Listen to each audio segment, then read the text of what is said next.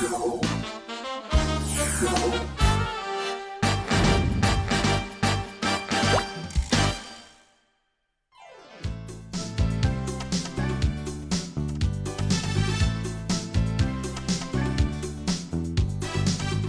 종목을 놓고 좀 자세하게 파헤쳐보는 시간이 한 번씩 필요하죠. 저희가 그래서 준비했습니다. 네 박자 종목, 이슈와 실적, 수급, 차트 종목을 분석하고 있습니다. 에이콘스탁의 신준섭 팀장님과 금요일 함께하고 있죠. 팀장님 어서 오세요. 네, 안녕하세요. 네, 안녕하십니까. 저희가 오늘 네 박자 종목으로 어떤 종목 다뤄볼지 열어보겠습니다. 네, 시장 소외주에서 보석주가 될 것인가? 금비. 이름이 막 보석주가 될 것 같은 느낌이 있지 않습니까? 금비. 금비 무슨 기업이에요, 사실? 네, 이제 뭐 말씀드리기 전에 상당히 오늘 이 방송에 이 종목을 갖고 나와야 되나 고민을 좀 많이 했었는데 왜요? 작년부터 이제 제가 좀 네. 많이 이제 분석을 했던 기업인데 상당히 좀 매력적인 기업이에요, 기업은. 근데 이제 수급적인 부분들을 좀 이따 잠시 말씀을 드릴 텐데 유통주식수가 너무 작다 보니까 시세에 대한 혹시라도 거기에 대한 변동성에 대한 좀 리스크가 있을 수 있을 것 같아서 과연 방송에 갖고 나와야 되나 고민을 하던 찰나에 오히려 지금 시장 분위기 자체가 어떻게 보면 대형주 중심으로 그동안 좀 끌고 오다가 실질적으로 실적 모멘텀 자체가 많이 이제 없어지고 있잖아요. 네네. 어제 같은 최근에는 뭐 SK 하이닉스라든지 뭐 삼성전자 어닝 쇼크도 있었고요. 그리고 이제 미국 시장은 강하지만 우리 시장 자체가 지금 상승 모멘텀이 많이 없는 상황이기 때문에 이런 좀 개별적인 종목들 좀 작지만 또 소외받았지만 좀 알진, 좀 알짜배기 기업들은 또 우리가 투자자라면 좀 관심을 가지시면 좋을 것 같아서 오늘 방송에 가지고 왔고요. 무엇보다 일단 최근 시장 흐름을 잠깐 좀 말씀드리면 일단 이런 품절주들 위주로 좀 작은 수급이라도 좀 형성이 되면서 단기간에 좀 잠깐 또 올라가는 그림들이 나와요, 차트에. 근데 동사도 제가 작년에 이제 좀 보다가 거래량이 너무 없어서 일단 잠깐 놓고 있다가 최근에 이제 우연히 이제 들춰봤거든요. 그런데 이제 거래가 최근에 이제 좀 많이 나온 거예요. 네. 그러면 일단 조금 더 늦기 전에 투자자분들께 한번 공개를 하면 좋을 것 같아서 오늘 이제 가지고 왔는데 그래서 현재 있는 시장의 트렌드에서도 제법 괜찮을 것 같아요. 지금 분위기에서 일단 한번 이따 잠시 후에 뭐 차트나 수급 쪽에서 설명을 더 드릴 텐데 금비라는 종목 자체가 일단은 잠시 후에 어떤 기업인지 좀 설명을 드리긴 할 네. 거고요. 네, 일단 또 친환경에 대한 좀 트렌드도 하나 좀 우리가 꼽을 수 있을 것 같아요. 뭐 소외주에 대한 부분들 하나에다가 이제 품절주로서에 대한 매력 그리고 동사 같은 경우에는 유리병이랑 병마개 이제 전문적으로 하고 있는 기업이거든요. 그런 거 봤을 때는 이제 친환경 제품 최근에 이제 수요가 늘고 있어요. 그런 부분들 좀 보셨을 때 우리 뭐 가볍게 우리가 뭐 카페에 가서 커피를 시켰을 때 테이크아웃을 할 때는 물론 이제 일회용 용기를 주지만 이제는 내부에서는 이제 법적인 규제, 환경법에 대한 부분들이 계속 지금 규제가 되고 있기 때문에 뭐 유리 용기라든지 머그잔을 지금 사용이 계속 전국에 있는 카페에서 지금 사용이 늘고 있거든요. 그런 거 봤을 때는 현재 최근에 친환경 제품에 대한 이런 그 트렌드에도 충분히 이슈가 좀 될 수도 있을 것 같아서 네, 좀 우리가 좀 관심 있게 보시면 좋을 것 같습니다. 알겠습니다. 그럼 두 가지 트렌드에서 이 금비를 접근하자 이야기를 주셨네요. 소외되어 있는 종목에서 좀 주목을 해보자라는 거고 하나가 또 친환경 트렌드. 그래서 금비가 어떤 기업인지. 네, 그래서 네. 잠깐 이제 설명 좀 드렸잖아요. 일단 그 유리병을 이제 만드는 요거죠? 네, 맞습니다. 네. 그 용기들을 좀 주로 만들고 있고요. 자회사 그 금비는 잘 모르시는데 좀 투자 오래 하신 분들은 이제 삼화왕관이라는 기업은 또 아세요. 근데 금비라는 기업이 삼화왕관의 지분은 50% 넘게 약 50.44% 지분을 갖고 있는 모기업이기도 합니다. 네. 어떻게 보면 잘할 수 있는 영역 안에서 이제 유리병도 만들고 자회사를 통해서 이제 그 병마개, 우리 캡이라고 이제 주로 얘기들을 하는데 캡에 대한 부분들까지도 이제 시장 점유 안에서는 나름대로 이제 업력이 45년이나 됐기 때문에 그 시장 안에서 우리가 동사의 이제 과점 시장에서에 대한 그 영향력을 앞으로도 꾸준히 기대를 해볼 수가 있는 거겠죠. 네. 네. 지금 신준섭 팀장님 뵙고 모처럼 이제 들어오신 카라님께서 교회 오빠 목소리 간만에 듣네요라는 교회 오빠 같은 이미지가 있으시다는 거죠. 모범생 느낌이 팀장님 확실히 있으신데요. 이 금비도 약간 그런 느낌인 것 같아요. 이 종목의 느낌을 따져봤을 땐 뭐 실적은 어떤가요? 네, 맞습니다. 늘 제가 오늘 되게 고민을 했다고 말씀드렸지만 그 네. 부분은 수급적인 부분이고요. 기업에 대한 부분들이 충분히 가치가 있기 때문에 당연히 이제 갖고 나왔겠죠, 제가. 동사 같은 경우는 9월 결산 법인입니다. 대다수가 이제 12월 결산 법인이다 보니까 이제 작년 12월까지 이제 결산을 해서 이제 3월부터 이제 결산이 돼서 이제 나오잖아요. 근데 동사는 이미 이제 작년 이제 9월을 기점으로 2018년 결산이 끝났는데 참고로 동사에 대해서 우리가 투자 포인트를 성장 쪽으로 좀 맞추실 필요는 없을 것 같아요. 일단 국내 쪽에서 이제 내수가 발생이 되고 있는데 꾸준히 동사는 매년 거의 한 2천억에 달하는 연매출이 계속 나오고 있는 기업이고요. 참고로 작년 이제 결산 기준으로 봤을 때 매출액도 1,970억 정도를 기록을 했습니다.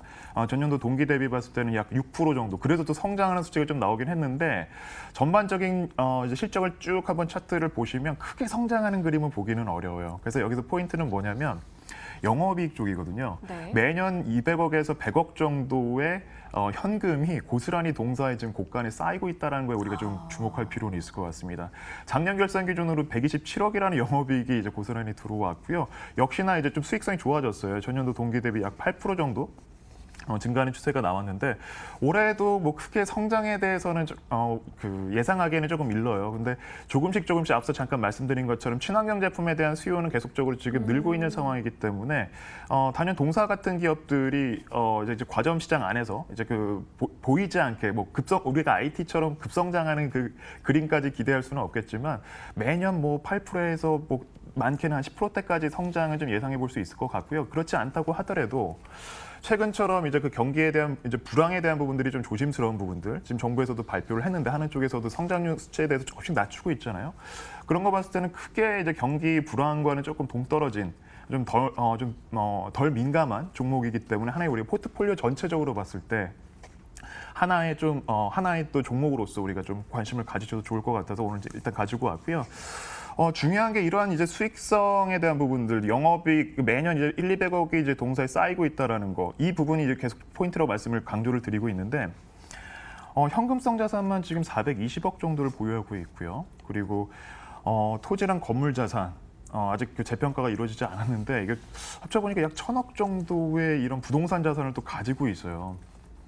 늘 말씀드리는 게 이제 5월 정도 되면 공시지가에 대한 얘기들 나오면서 부동산을 많이 보유한 종목들이 본격적으로 부각될 시기가 바로 5월부터 시작이 될 것이다라고 말씀을 드리고 있는데 그런 거 봤을 때는 단기적으로도 계속 좀 관심을 받게 될 수도 있는 그런 포인트가 또 하나가 있고요. 또 무엇보다 앞서 잠깐 언급을 했던 사마왕관 지분평가액만 잠깐 우리가 계산을 해보더라도 네. 전일 종가 기준으로 보면 약 560억 정도 되거든요. 지금 가지고 있는 자산들만 쭉 합치더라도 약 2천억 정도에 달하는 순수, 뭐 기업 가치를 다 떠나서 가지고 있는 자산, 청산 가치만 계산을 해보더라도 2천억이라는 이 자금을 쥐고 있는 기업이란 말이에요. 근데 대다수 투자자분들이 또 이제 많이 소외가 될 수밖에 없는 게 거래량도 적고 또 결정적으로 유통 주식 수가 많이 작아요. 최대 주주들이 좀 많이 갖고 있다 보니까 그러다 보니까 이제 최대 주주들이 좀 유리한 뭐 중간 배당이라든지 배당 위주로 좀 많이 이런 정책들이 좀 나오고 있거든요. 내부적으로는 네. 얼마 전에 공시도 했고요. 중간 배당에 대한 부분들 지금 가격에서도 봤을 때는 연말까지 봤을 때는 약 2% 정도 배당 수익까지도 기대가 될 정도로 나름대로 좀 알진 또 알짜 중소 스몰캡이라고 보시면 좋을 것 같습니다. 사마왕관을 전 또 처음 들어봐서 그 사이에 또 찾아보고 있었는데요. 금비그룹 계열의 병마개 전문 제조업체. 네, 오늘 금비도 그렇고 사마왕관도 그렇고 지켜볼 종목들을 하나씩 더 얻어낸 기분이기도 합니다.